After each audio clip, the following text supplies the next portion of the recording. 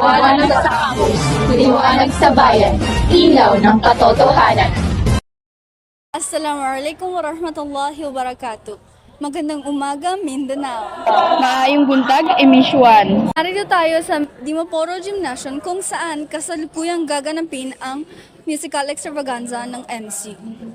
Makikita natin sa ating likuran ang haba ng pira para lamang makapasok sa bulwagan ng Dimaporo Gym.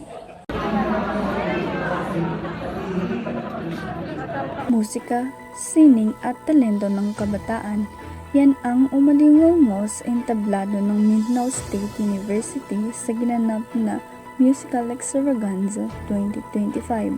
Bahagi ng pagdiriwang MSU Founding Anniversary, tambok dito ang mga mag-aaral mula sa iba't ibang kolehiyo na ipinamalas ang kanilang husay sa pag-awit at pagtugtog. Bawat himig at galaw ay sumasailalim sa pagkakaisa, pagkakamalikhain, at diwa ng pagiging isang tunay na MSU1. Magandang hapon sa lahat. Maaari niyo po bang sabihin kung ano ang inyong pangalan? My name is Luzne H. Ariraya.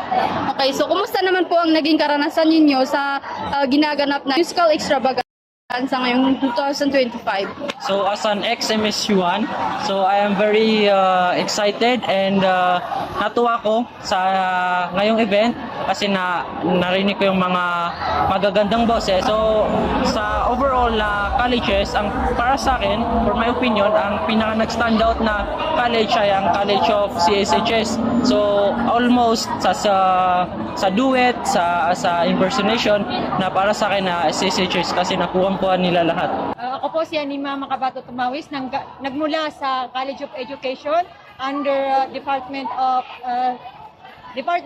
Education and Sciences and Mathematics. So kumusta naman po ang naging experience nyo dito sa ginaganap na Musical Extravaganza 2025? A lot of experience this year, 2025.